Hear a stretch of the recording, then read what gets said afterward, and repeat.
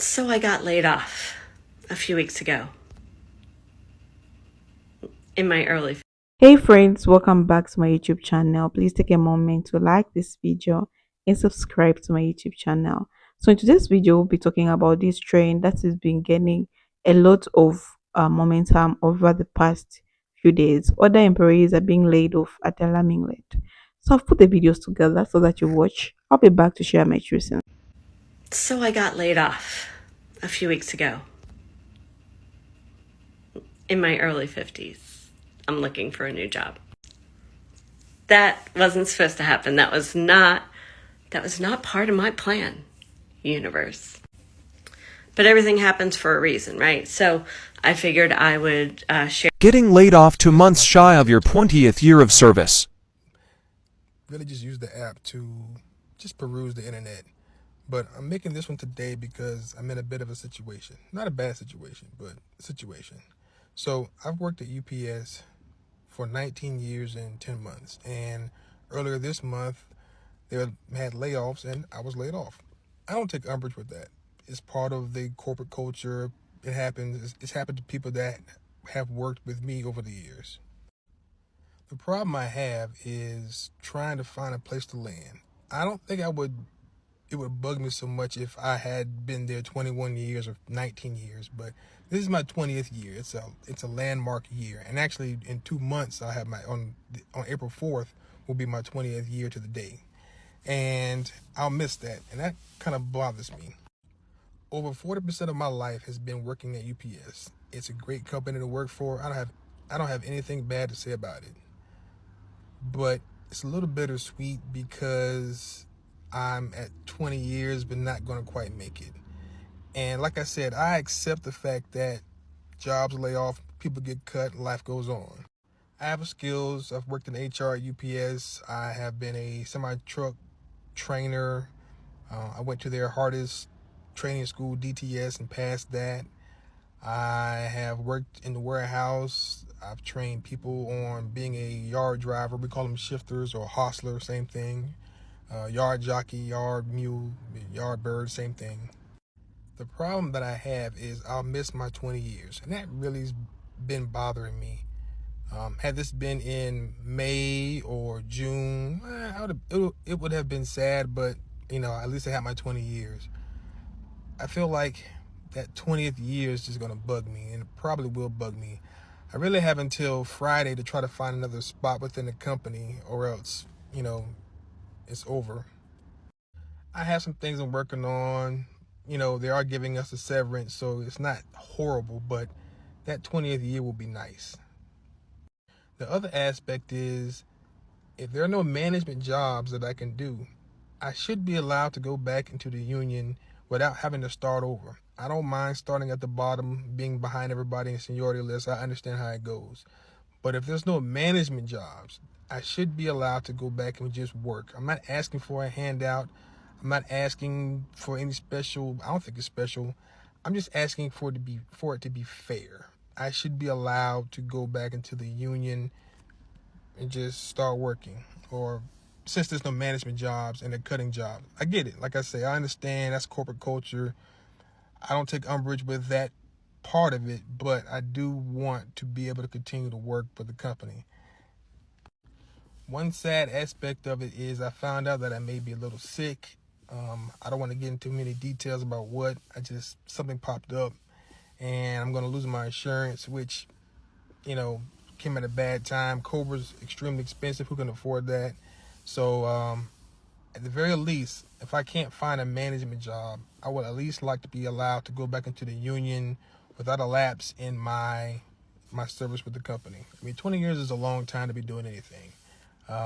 But I thought I would put that out there and see what happens, see what pops, and if nothing pops, then wasn't meant to be. I'll go on to the next. You ever lose your job at 50 and think, I should have been a rich auntie by now, I didn't think that I would be in a position at 50 years old and be unemployed, When you're in your 20s and you lose your job, you just think, all right, I'll just get another job. It is what it is. And this time, this ain't the first time I've been in a situation where I've had to get another job. Ain't the first time. But this time hits a little differently this time.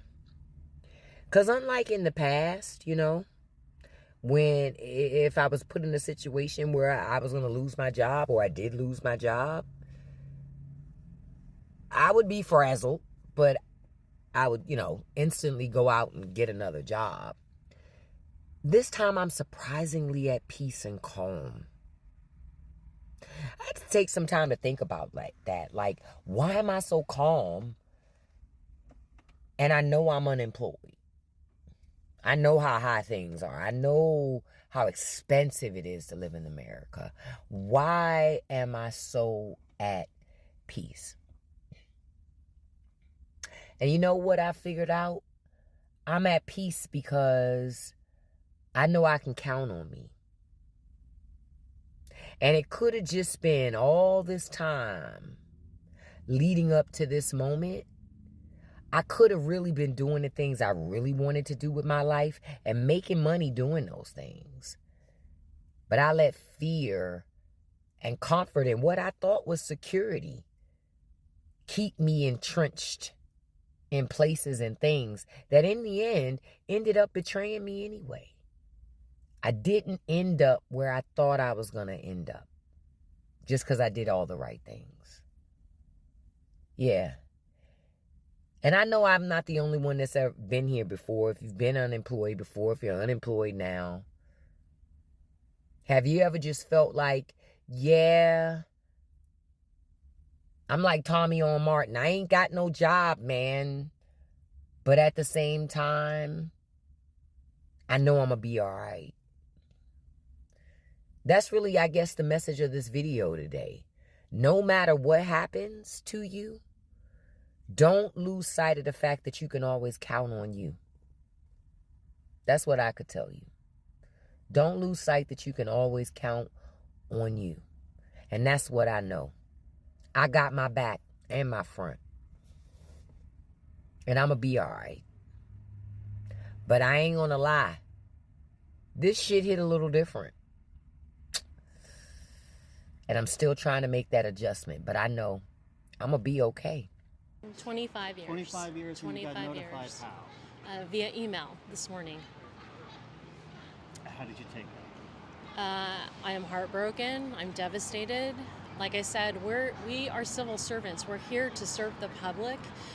We all work in human services and public health, and we are here to protect the public health. We're here to protect the most vulnerable in our communities and the most vulnerable families and children.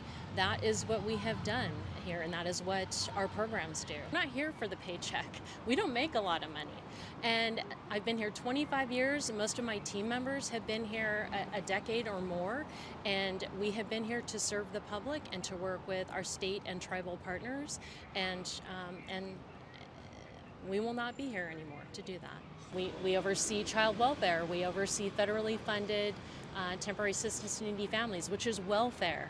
We oversee federally funded child care, child support enforcement. These are the services that serve the taxpayer. And they are gone. The people who administer these programs are gone. So I don't think the regular taxpayer understands how government works and how these services actually serve them until they don't get their Social Security payment, they don't get their SNAP, they don't get their welfare check. Then they will see how these rifts will impact them. Right now, it's this kind of, someone else.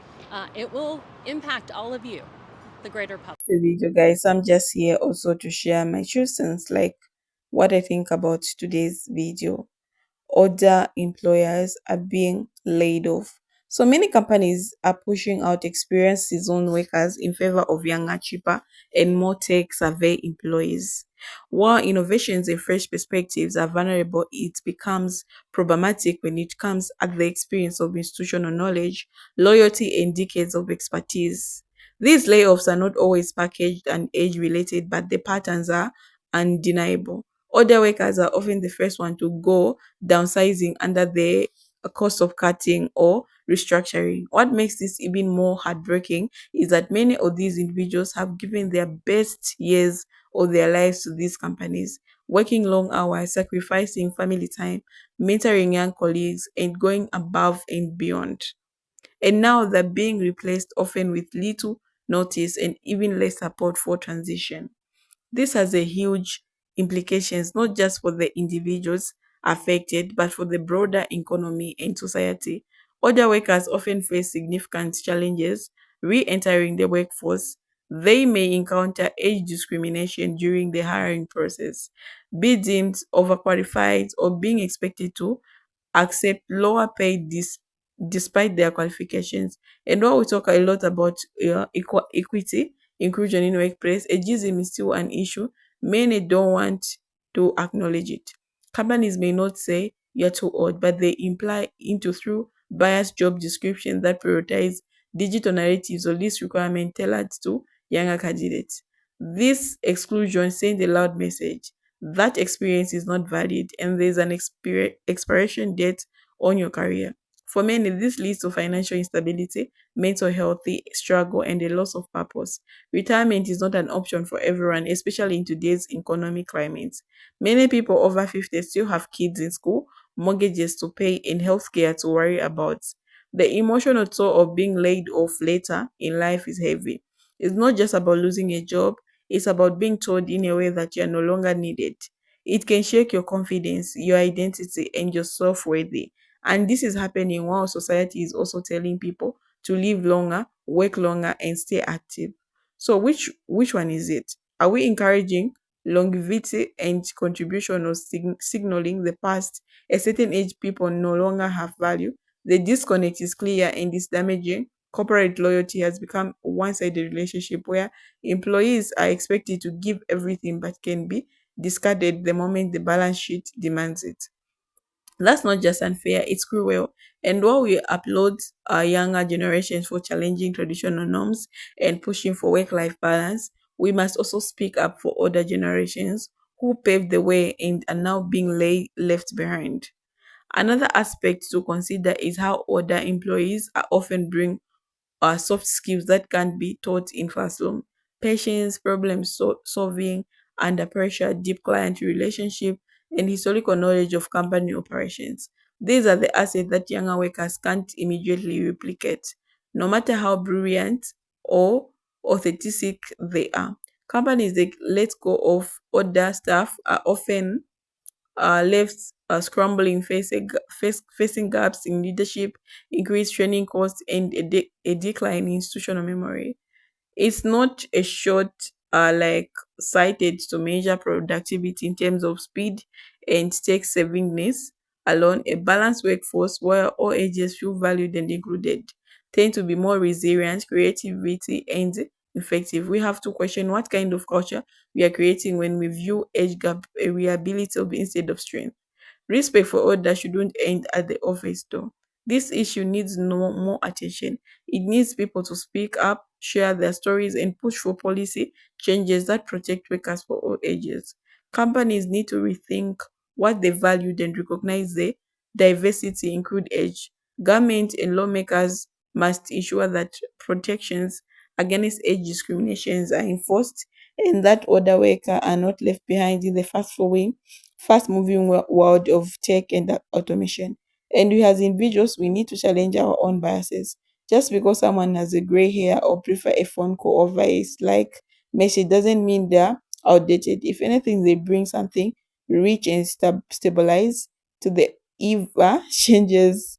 Okay, so to anyone watching this who have been affected by unexpected layoffs, especially over 50 years, you know that you're not alone. This is not your fault. Your value is not determined by a corporation's balance sheet or algorithm. And so to companies during this, consider the long-term damage. Cultures matters, okay? And when you discard people without empathy, it sends a message that they hurt you in future recruitment and retention effort. Let's create a workplace where honors both youth and experience because true innovations happens when generation collaborate, not when one is erased to make room for the other.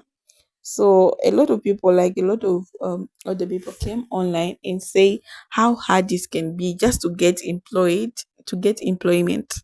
at the age of 50 and above. Even when you're in your 40s, it's very hard for these people like to employ you. So I saw one video from this old woman who was speaking like she don't have enough money now to pay for the rent.